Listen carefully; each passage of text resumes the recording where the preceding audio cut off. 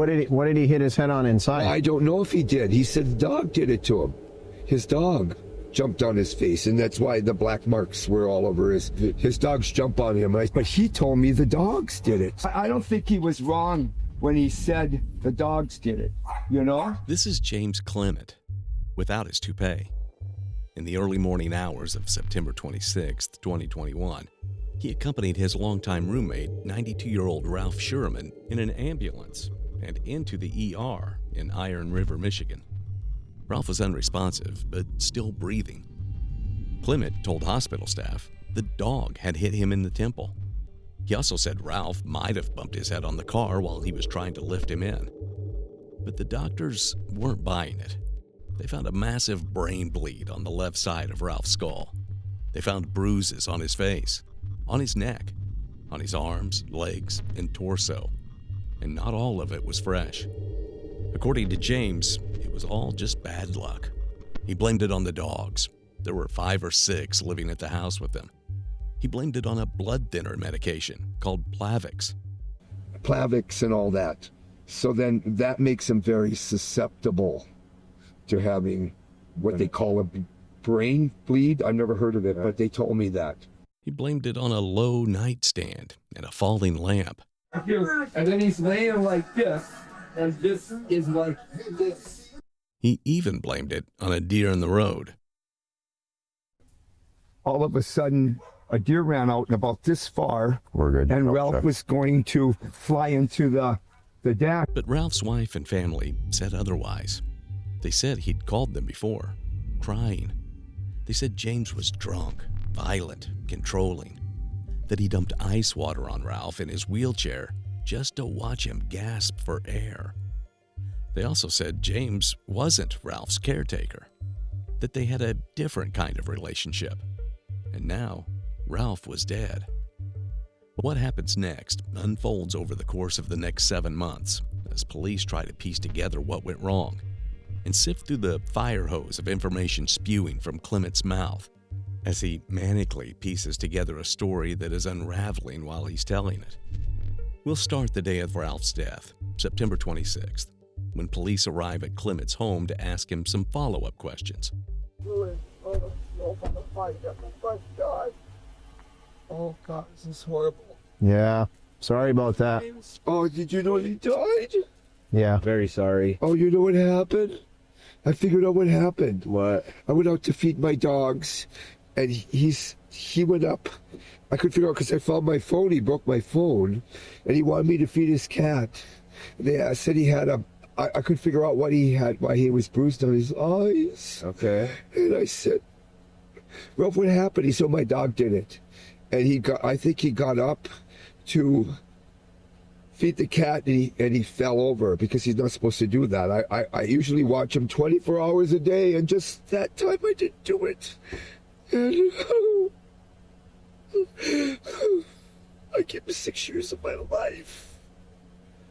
Well, did you find out that he passed away? Yeah.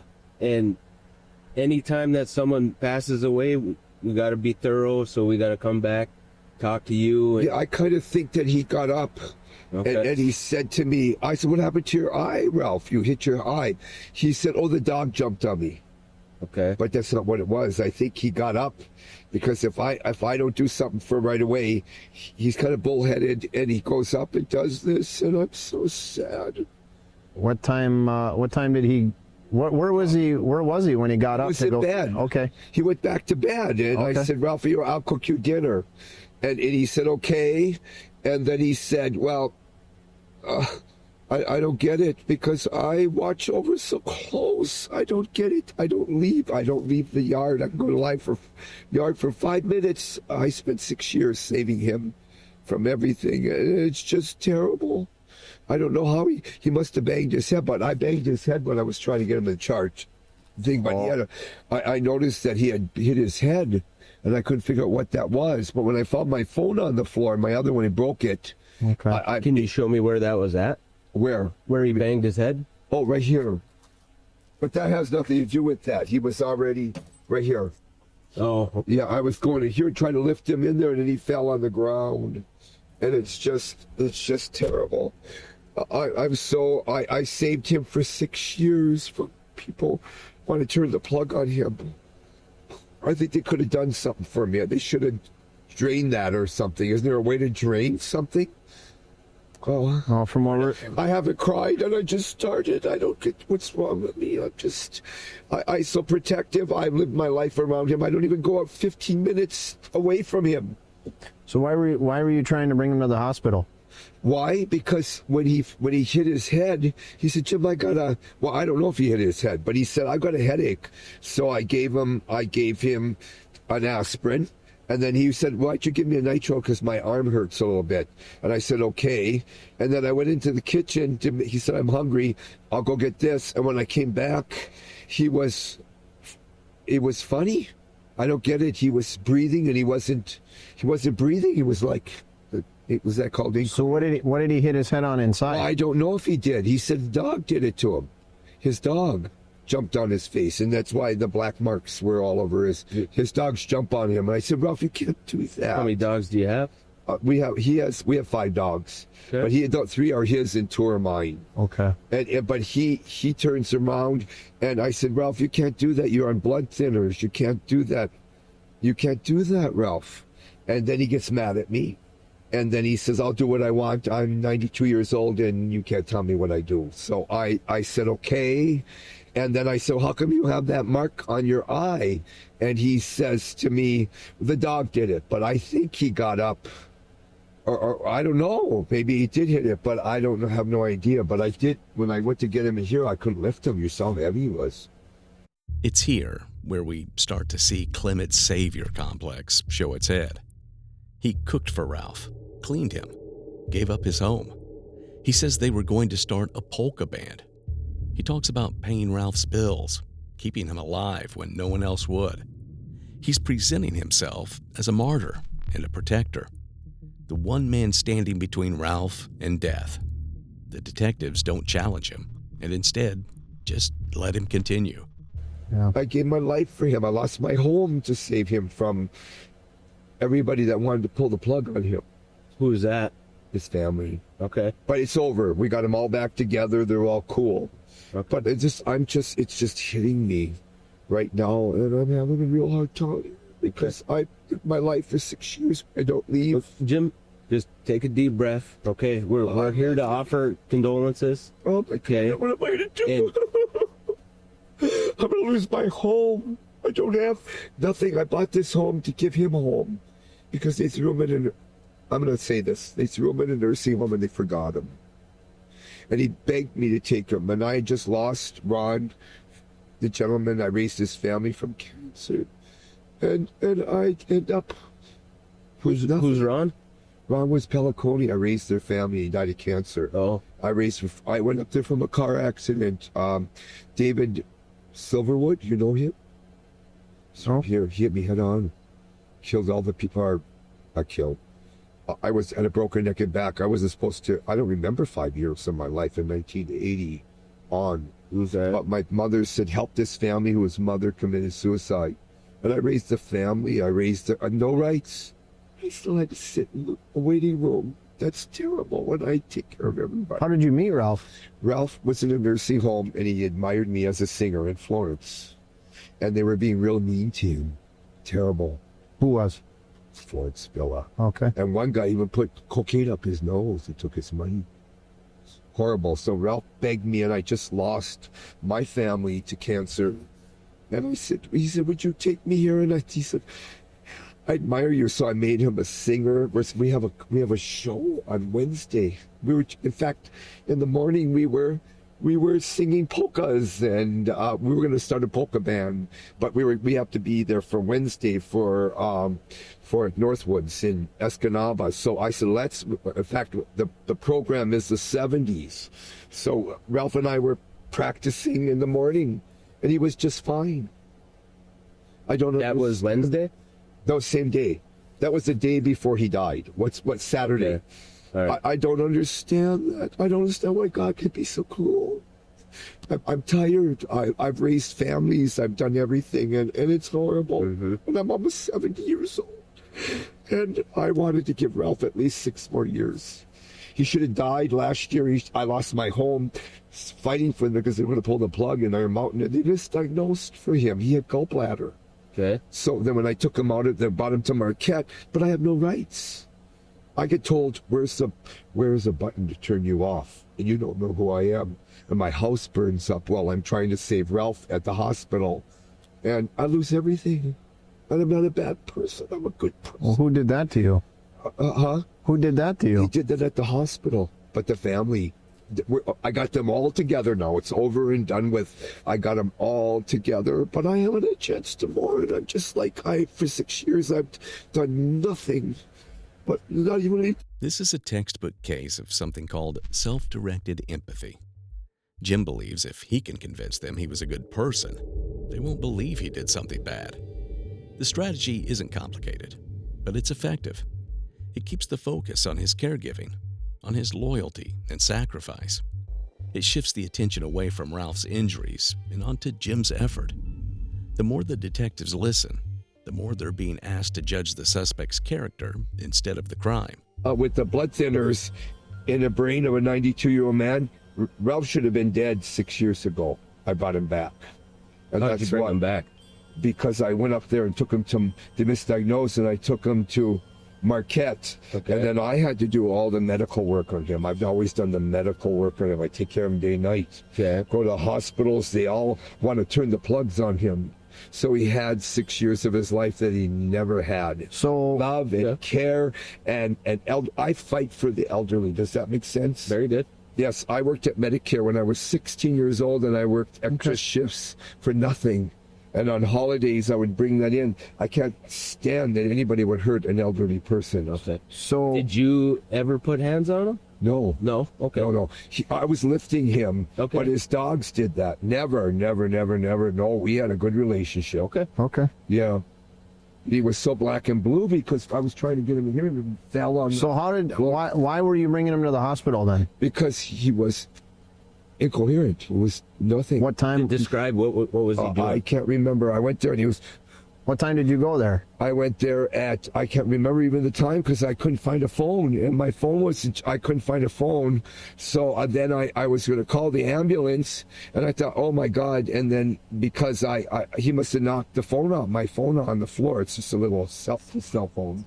That's his phone. Mine's broken. Okay. And so then I run outside and I tried to get him in here into my car, and then he kind of smacked his head, but I was holding on to him, and then he got his leg caught in the wheels, and he weighs about 200 pounds. It was like horrifying. I'm a little person.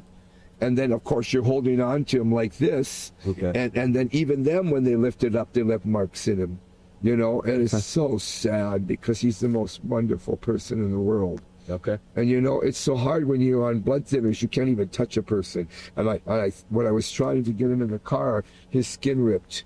You can't do nothing. It was hard. And I'm a little person. I have a ruptured disc. It was horrible. Okay. I've done all of it. And today I'm having a hard time. I get these Charlie horses now because I must have pulled that out. But he is a wonderful person. And I got all the family together, which is a wonderful thing. But I'm the one that ends up the loser. How so? I'm all by myself. Yeah. What are you gonna do now? Yeah. I don't know. What am I gonna do? Ralph and I went half and half. We had all plans yesterday to go over there. We're gonna pay our insurance. We had to live kind of illegally for a few months. And we drove this without a license. I'm not worried about that. I'm going to tell you that. I'm not worried about that. And I was so upset because Ralph was kind of sick that day. And I couldn't see it. He touched the thing and I almost hit the sheriff's department of Dickinson County. But they let me go and they were so nice. Because they know that I was going through cellulitis and I had nothing. And I live in nothing. And I'm going to have nothing. My family calls me up and says, Jim, dedicate your life to everybody. You are special. And I don't know what to say. I don't feel special. I feel hurt. What alerted you to call? Or to get him to the hospital? He wasn't responding. Yeah. Describe what he was doing. That's what he was doing. Okay. In Where bed? was that at? That was in his bed. Okay. I took him out of his bed. Okay. And I put him onto, but he's like really, nobody in Marquette would take care of him. When I brought him to Marquette for his gallbladder, they wouldn't lift him up even on the toilet because they said they hurt their back. He's amazingly heavy. Okay. He's metal. He was a rodeo rider. And it's just horrible, horrible. Wait, help me out. Where would his bed be in the house? It's right here. With Okay. dogs. Okay. He's got 5 Downstairs? dogs. Yeah. Okay. Yeah. I couldn't I made a bedroom downstairs. Okay. And it's just horrible because he runs the whole house. TV, everything. I got all that for him. And he runs the whole house. He has to watch his channels. It's fine because I don't watch TV anyway. I don't care. Yeah. You know? But he's always so happy. He has the farm channel. And it's just horrible. And I just feel so bad because he kept saying he had a headache. I said, what happened to your eye? He said, oh, the dog jumped on me. Okay. Could have, because he's on such extremely blood thinners that you could even touch him. Even the ambulance people said, oh my God. I said, look at this, he's bleeding. Oh, you can't do anything. And you know, it's just horrifying for me that I didn't do it. I didn't do it. And then he said, well, I'm going to go to bed. I love you, Jim. You're the best thing, and I love my home. That's the last words he. Clement is manically recounting what happened that night. He brings up blood thinners as an excuse for Ralph's bruising. He has the convenient excuse that his phone was broken, so he couldn't call for help right away. He then pivots to telling the officers a list of his own ailments. This will happen time and time again throughout his interactions with the police. He talks about cellulitis in his legs, nerve damage in his spine, a puncture wound from a meat fork that went through his hand while he was trying to fix the dryer. He says he couldn't go to the hospital because he was scared they'd keep him overnight, and Ralph couldn't be left alone. Then he can't sleep because he's so busy taking care of people. Donald. What's all that blood from? Is that from last night? Where? Where? Right there. No, that's me. Oh. I had an artery cut. See, Oh, okay. feel that. I want you to feel that. We're not. Feel that? Look at that. Yeah, we can see it. Then came more blame. This time, it was directed at Ralph's wife and son. You won't repeat this, will you? No. No. Please. This family was so terrible. They threw him in the nursing home and forgot him. Who would that be? To be his wife. He married. Okay. No, here, take care. There you go. Thank you. No, I don't want this ever repeated. She married Fran to give her his insurance. Okay. And when he broke his leg, she threw him in a nursing home and forgot him. He took all his stuff. And he said that every day of his life. Well, I brought them all back together. His son lives in Appleton, or wherever he lives, down by Appleton. And he turned around and they just left him there. It was so sad. How can you treat your people like that? So he married Fran for insurance, you said? Yeah, she wants his insurance. She gets all his beneficial. I get nothing. Okay. I got all the work. I'm lost. Are you talking life insurance? Life insurance, his Social Security, not Social Security, but the pension. Okay. He gets $250. Ralph said, Jim, you're not queer, but I am. But I would like to divorce my wife and marry you and give you the right to Okay. $250 a month. I would never do that because that's not I'm not that, so I didn't want that. I'll take care of you, Ralph. I do all this. I go without. Now we see Clement's real motives. There's money. There's love. The relationship between he and Ralph now becomes that much more compelling.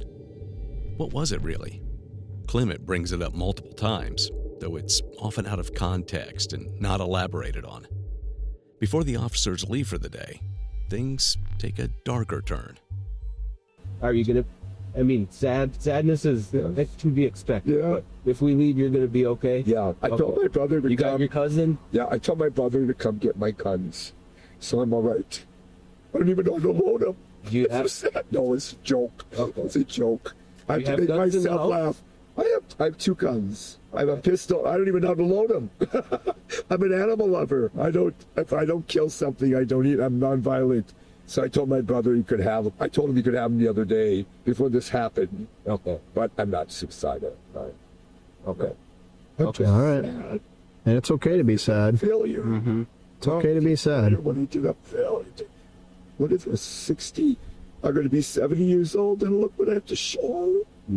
I brought all the families together, and then they go on their own, and I'm nothing. I can't even go into a room with him and hold his hand.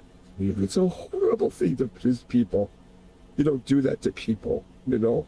And I hope that never happens to you, because you're good people. You can't take care of people. Yeah. You know. And I'm so proud. I hope you keep in touch with you. I need that. Yeah. If we have any more questions, mind if we stop by and... No, why do they have questions? I don't get it. Oh, no, if we come back and make sure you're okay, see how... Oh, I'm all right. I got my Okay. My sister keeps calling. All right. And one thing, no, the family didn't like the sister of they had a fight. Okay. But when you figure out what their life is like, he married her to give her his insurance, and that's what it was. And then the family that Ralph came from was very different. The father was a Nazi, and then he married her, and the mother had 11 children. All right. And Ralph was the only person, well, one of the older people that didn't do that. He watched their mothers have sex. They had sex with their own children, sex with the kids. Wow, that's all stuff we... No, but I'm telling you, that's what Ralph told me, and why he wanted to come and climb the ladder and come with me. And he said he didn't approve of that. I mean, those kids were left to go wild. We're talking 1920, 24. They lived, they came from Germany, and they were Nazis, and the father was very mean. So Ralph told me these things. So, and yet the sisters that are still alive are wonderful people. They're not that kind, but some of them ended up in prison, the boys and stuff. And when you leave your children unoccupied, then that means that they're going to do something. Because when you get to a certain age, there's a sexual desire. And it's so sad. And Ralph rose above that, and he said, I'm so happy, but my family had no love. My mother never hugged me, never did this. And Jim, you're the first person. You said, gender don't make a difference. You love people for what they are. I'm not afraid to kiss somebody on the forehead. I know I'm a man. I know who I am. Yeah. And you're probably the same way. And if you would stop some time. Yes. All right. Help me, because I feel so a failure. It's okay to grieve, Jim. Yeah. All right. All right. Be with your cousin, okay? Yeah, Take care. my puppy dog. You want to feed it? Clement is a mess. But is it because Ralph is gone? Or is it because of the guilt he feels over causing his death? Or is it just all for show? The next day, Clement goes to the police station himself on his own accord and speaks with Deputy Mansell, one of the officers who was on the scene in his driveway the day before. We don't have recordings of the interview, but we have a report, which states that before Deputy Mansell gets a word in, James just starts talking as he is sitting down. He then launches into another version of what happened. Ralph reached up to turn on a lamp. The dogs startled the cat. The lamp got knocked off the dresser and hit Ralph in the head. Jim blamed the cat, then the dogs, then gravity. He couldn't remember which side of Ralph's head was struck, but eventually landed on the left, the same side that was badly bruised. He speculated this bump is what caused the brain bleed. Mansell asked what time this happened. Clement guessed around 7 p.m., said he offered to take Ralph to the doctor, but Ralph refused. From there, Clement began once again detailing his own ailments: cellulitis, weakness in his arms, and an artery cut in his hand. Anything to underscore how difficult it would be for him to have hurt Ralph. At no point was this a formal interrogation. The police barely had to ask him anything. That same day, the police go back to Clement's home to inspect the lamp he was talking about. The house was full of dogs barking. A TV was on full blast. It was a chaotic scene. Clement demonstrated how the lamp fell on Ralph. 3 days later, on September 30th, the police feel like they have enough probable cause to issue a search warrant for James Clement's house. Almost immediately, less than a minute into their conversation, Clement dives headfirst into another story, explaining why Ralph had head trauma. And this time, it's a whole new angle. Hi. Hey, Jimmy. Hey, yeah. Why don't you go out in the driveway here, okay? Is that all the dogs outside? Yeah. Okay. What did I do? I didn't do anything. Okay. I'll explain it to you, okay? Okay. I didn't do anything, actually. Okay. I've been working all day. I've been taking care of everybody.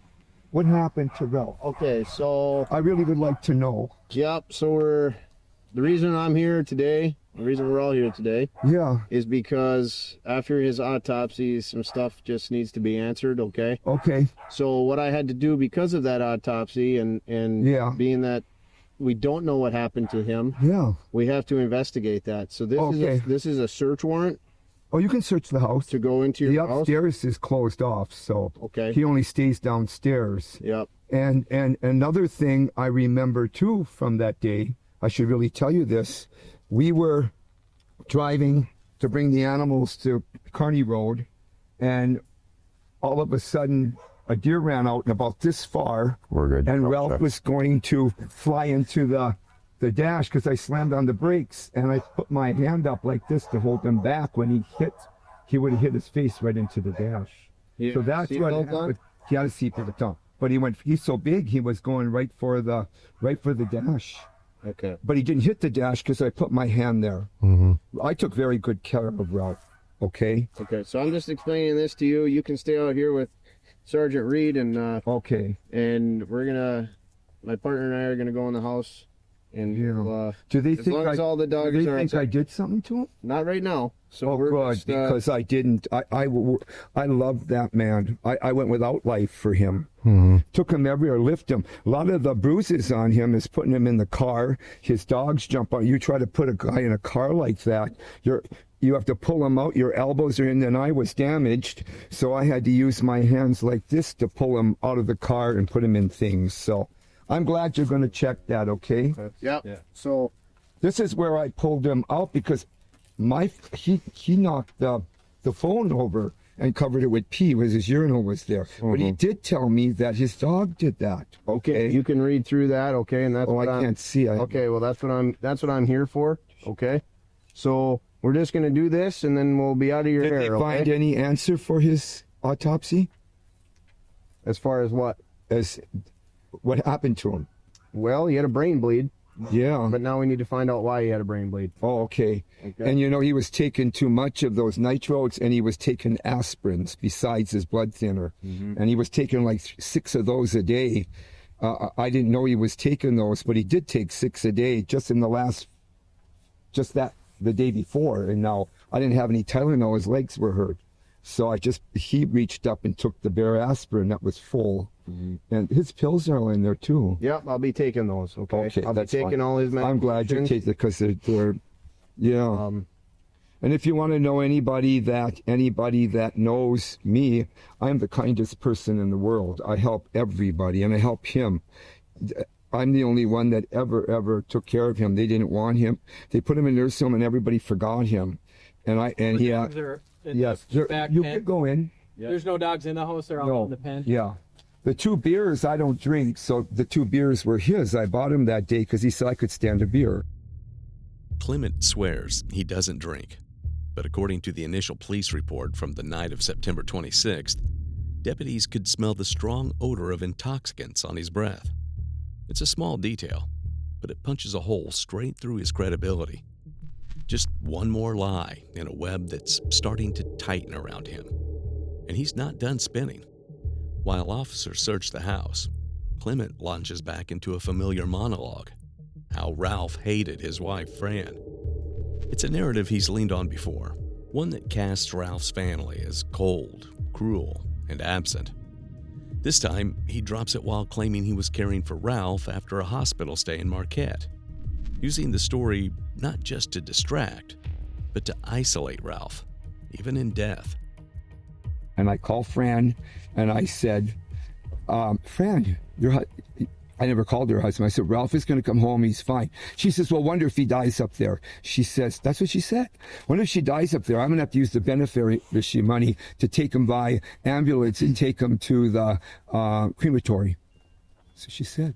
So all these years, Ralph is telling me, Jim, why don't you become my beneficiary? I'm not going to even change this. Why don't I get a divorce from Fran complicated, stupid, and get a divorce from Fran, and I'll marry you, just like I did for her, just a business one. And then you don't have to worry about any of them. I don't want them around me. So I got them all together now. And we're all doing, and they're telling me what a beautiful job. The sister, he would be dead by now. He looks like $1 million. He did.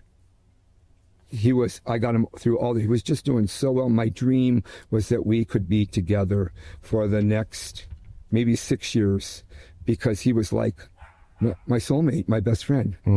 We watched TV together. I got him a TV. I paid for that. I did all that, but they're out. I don't know what she's going to do to me, but this is a situation that I had to live in. And Ralph just that same day said to me, Ralph, you better call your wife, because I don't want no trouble, because we were all good friends. It had nothing to do with that. But if I don't call him, she calls on the phone and she says, how'd you do? Oh, there's After Clement delivers another quick tangent about his bad health, the officer reads him the search warrant. Then Clement stumbles back to his love for Ralph and their unconventional relationship. Understand that. I just want to know. I want to know what happened to Ralph. Yep. Really So do we. And you know something? I am his. I was his lover, but not his sex lover. Does that make sense? It wasn't gay thing. I was his lover. He treated me as if I was his wife, actually. And I keep telling him I'm not your wife, but he said, I'm not. I just love you, Ralph. We're soulmate. We came to help each other. I saved you from them leaving you in the nursing home, and he tried to commit suicide there a few times. So I've brought him back to life over probably 100 times in 6 years. Okay. Don't go reaching. They'll come out and get it if they want it. The phone is there. The tape was on mine because we had to know the difference between our phones. Okay. But it was full of, I think it got full of urine when it fell on the floor. Okay. Because it won't charge. It smelled like it. And I didn't know that. I found it under the bed. So that's what made me think he must have bumped the thing. But also, the bruise marks on his chest comes from, you see my dogs, that's his dogs. And I said, you can't have that big dog or those little ones on your bed, Ralph. As soon as someone pounds on the door, right across his chest, but he's got a quilt on him, so it just makes bruise marks. And me lifting him, some of those are from that. It's just been very, very hard. You're really giving me peace today. Okay, that's good. Yeah, I didn't know what happened to him, and I wanted to protect him and let him live for another maybe 10 years. It didn't work out, and now I'm in a really bad situation because I gave up all my jobs. I gave up everything. I sold my home. I would have never got this home. Sold my farm because he needed a roof over his head, or he was going to kill himself and go back to a nursing home, which he wouldn't have done it. In fact, he even wanted to shoot friends sometimes. He said, if I had a gun, I'd shoot her. And you know something, she shouldn't, well, it's not her fault though, is it? Is she saying these things about me? No, we're just trying to figure out what happened to him, same as you are. Oh, okay, thank you. And besides, I was out talking to Mike, I think, when that happened. I don't remember what time Mike and I talked. Mike. Well, Mike over here, but I don't want him involved. Okay. Okay? It's already this problem here. Are you the one that told me I could add a cow here? They were issues that I can't see it. I'll never, Ralph and I lived in, everybody was telling us what we could have and what we couldn't. And it was just got to a point, and I was cooking for all these people every day. I said, Ralph, I'm cooking for these people just so we don't have any trouble. And I said, when I cook for you, what's the difference? I'll cook for them and be the nice one, be a good neighbor. And terrible. You can ask anybody, my family, everybody, how I had to walk on thin ice to take care of Ralph. When I first came here, they made it so miserable for me to take care of him. That was awful. And to go get him, they stood over me like I was a piece of dirt. And when I asked his son, now this can't go any further than this, I have to let you know what Ralph's life was like. When he asked his son, when my house burnt down and I was up in Marquette with him, my sister and I had to go up there. They wouldn't lift him on the toilet. My sister and I stayed there for 4 days. We put him on they wouldn't put him on the pot. We're not breaking our back. They wouldn't do anything for him. Didn't even shave him. So Laura and I spent that, and my sister Laura spent a lot of money. Every time Ralph got sick or something, my family paid for all the expenses to go to help him out and do that. No one sent from them. Gave him $1,000 birthday party so he could get his son. When we first moved here, that was just before my house burnt down. It cost $1,000. I cooked for 500 people. And I thought it'd be a good way to get his son here. I was trying to bring them all together. Yeah. But in the end, it doesn't work that way. And Ralph told me, if something happens to me, my wife can be a real bitch. So I hope she's not doing this to me because I love Fran. We become such good friends. I give her chickens and all kinds of stuff. And we do things.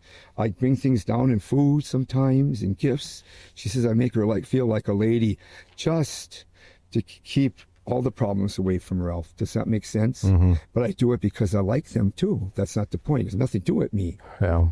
It's a point where you do things for people to protect the person in there. Just maybe a week or two ago, he asked me, Jim, we can do this. Come on, I need to do this. I'm stressed out. I'm angry. He says, you're not going to sit out in the hospital anymore. And if I want something, you can get it for me without afraid that, like food and stuff. They think I'm using his money. It was my money. He ended up with big bills for a thing he signed that was cosmetic surgery for his head here. And that wouldn't pay for it. So for the last months and months, we paid that out of his $1,600. Here, Clement cuts off the most obvious motive before it's even raised. He brings up Ralph's money, says he's never touched a cent, says everything was approved. But Ralph's family tells a different story. They say Clement was draining Ralph's accounts, cashing checks, and using the money for himself. And once again, the dogs enter the picture. It's none of my business. That's their garbage. Like one of your dogs got out. Oh, come on, come. This one right here. Is anybody in the backyard? I don't think so. Did you get on, honey? Okay. We can go put her back. If Can I? Yeah. Oh, can I just, I'll put this here. You can come up. I've been cleaning as I go along.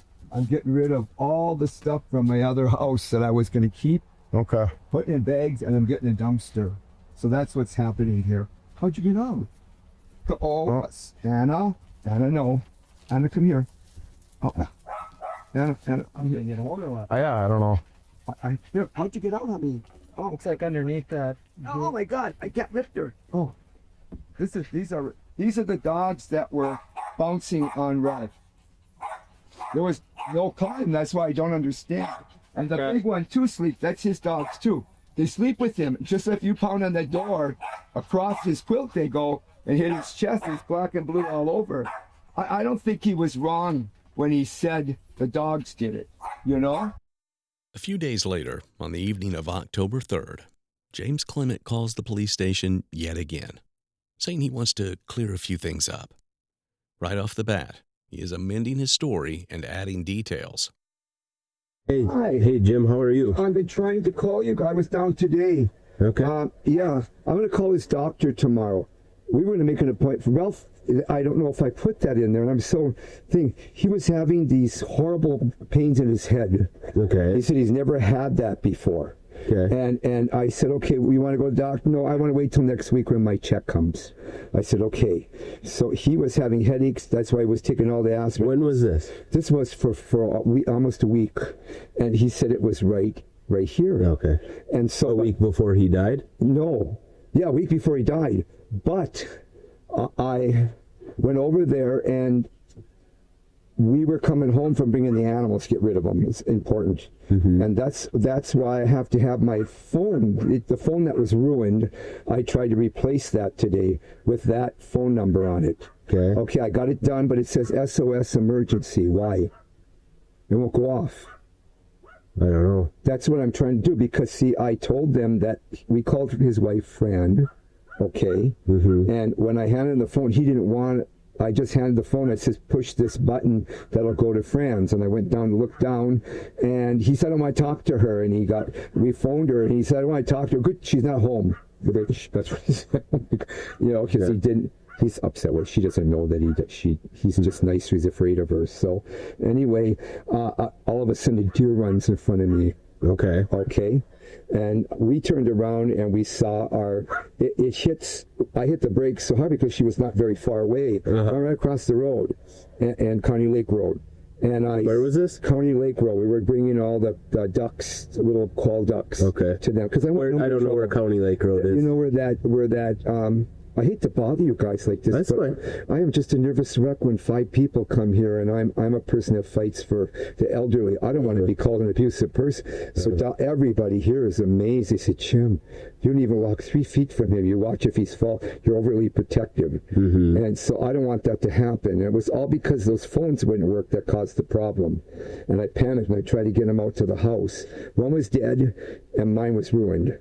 So when we turned around and went back, and we got the skid marks there of the deer.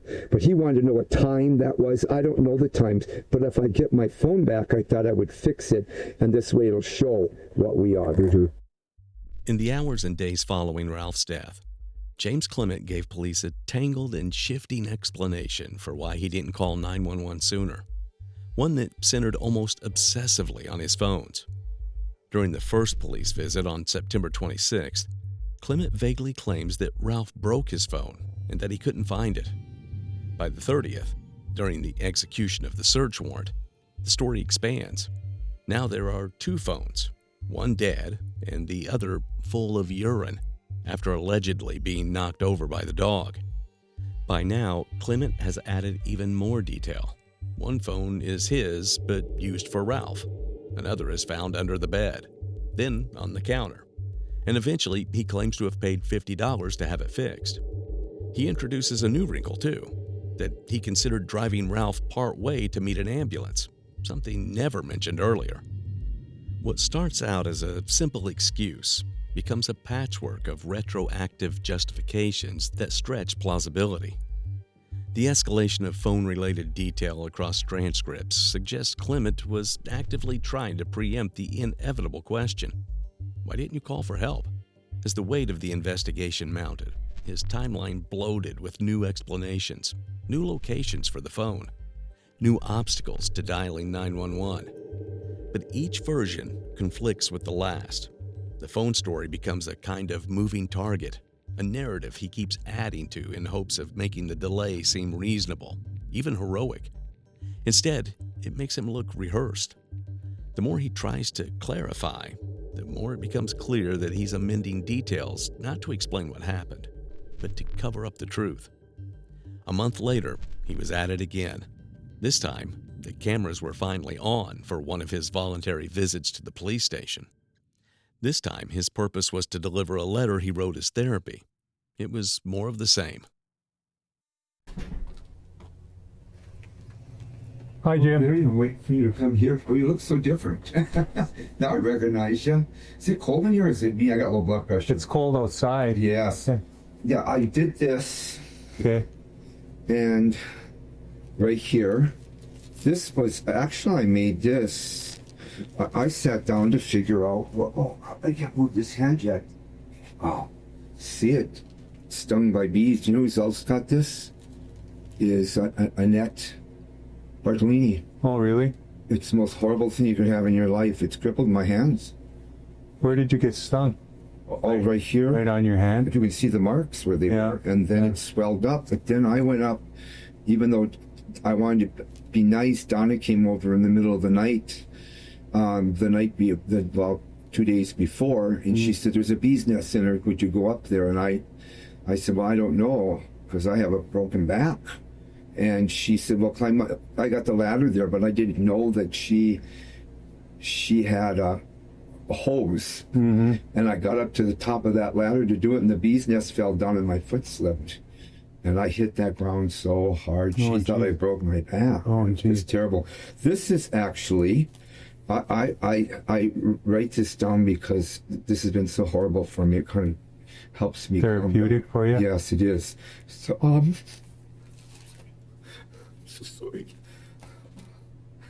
I can't even breathe. Well, you guys were together for a long time. He was going to die from the first time I got. I lost my home saving him from his family. They didn't care. They didn't care, and that's what was said to me. So then I ended up get them all together, But Ralph said, don't trust them. Please, Jim, let me be free. Let me get a divorce so she can't hold it over my head. That, I could put you in a nursing home. That's what she used to say to him all the time. Mm-hmm. And he'd get real. Then I'd end up all night long with nitrodes. He took nitrodes. But in the end, I knew it wasn't long more, but I don't believe in that. Fantasy world, I guess. A fantasy world is right. Clement would return to the police station 2 more times. The first time comes 2 months later, on January 21st, 2022. In the police report, Deputy Mansell presented the findings of the autopsy to Clement and told him that the marks on Ralph's neck showed evidence of someone grabbing him by the neck with one hand. Clement had never mentioned touching Ralph's neck, until now.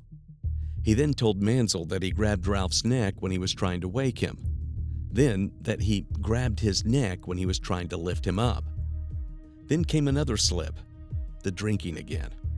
Officer Mansell asked Clement if he was a drinker, then took it a step further and asked if he was a drunk, and if something bad might have happened while he was drunk, and he simply doesn't remember.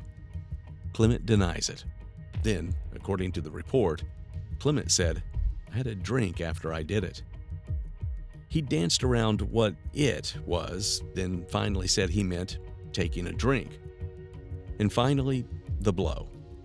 Clement admitted to hitting Ralph in the face when he tried to keep Ralph from lunging forward.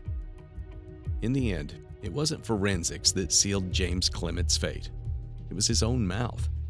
Over months of voluntary interviews, he couldn't stop talking. He spun out explanations, rewrote timelines, contradicted himself, and finally admitted what prosecutors had suspected all along, that he hit Ralph Schuerman in the face, twice, that he panicked, that he had a drink after he did it. The jury didn't buy the fantasy. They listened to the body cam footage, the shifting stories, the thinly veiled contempt for Ralph's family, and they saw a man who had spent months trying to explain away something he couldn't walk back. On January 19th, 2025, Clement was found guilty of involuntary manslaughter and lying to police. Not guilty of murder, but guilty enough. The judge handed down a sentence of 54 months to 15 years. It could have been worse. It could have been shorter. But what no one in that courtroom could deny was this. James Clement walked into the police station over and over, trying to clear his name. Instead, he talked himself straight into a prison cell.